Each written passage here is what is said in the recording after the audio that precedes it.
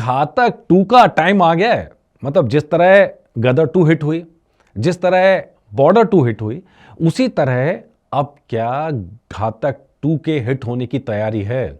क्योंकि ऐसी खबरें हैं, ऐसी मीडिया रिपोर्ट्स हैं कि राजकुमार संतोषी ने पूरी स्क्रिप्ट उठा के पहुंच गए मनाली, जहां सनी पाजी हैं, जो जहां छुट्टियां बिताते हैं, वो अपना टाइम बिताते हैं अपने फार्म हाउस पे, वहां पहुंच चुके हैं।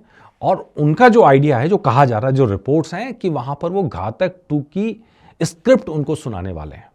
और सनी पाजी को हम सब जानते हैं कि सनी पाजी स्क्रिप्ट पढ़ते नहीं हैं, डायरेक्टर को उनके सामने स्क्रिप्ट सुनानी पड़ती है।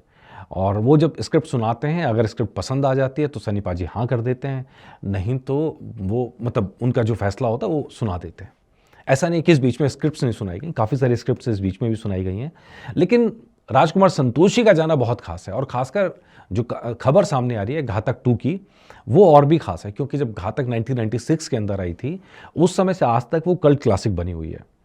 जिस तरह बाहुबल सनी देओल का फिल्म में देखा, जिस तरह का जोश देखा, जिस तरह की एनर्जी देखी, जिस तरह का इमोशन देखा, और मतलब अगर आप देखेंगे उस जमाने में तो आजकल के बीजीएम के अंदर भरा जाता है, बीजीएम भर दिया जाता है, स्लो मोशन, मतलब एंगल्स के डिफरेंट एंगल से दिखाया जाता है, और धीमे धीमे वो चला चला के एकदम एनर्जी भरी जाती है हीरो के अंदर।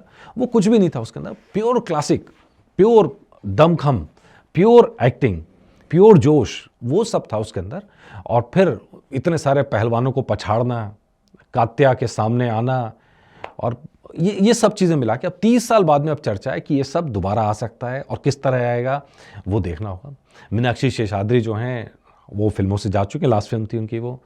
डैनी डेंजम्पा जो हैं वो ज़बरदस्त उम्र दराज हैं। अब नई कास्टिंग के साथ आएंगे, नई कहानी के साथ आएंगे। सनी पाजी उसी रोल को कंटिन्यू करेंगे या नए रोल को कंटिन्यू करेंगे, राजकुमार संतोषी के दिमाग में क्या चल रहा है, अब तो ये आने वाले वक्त में ही पता चलेगा।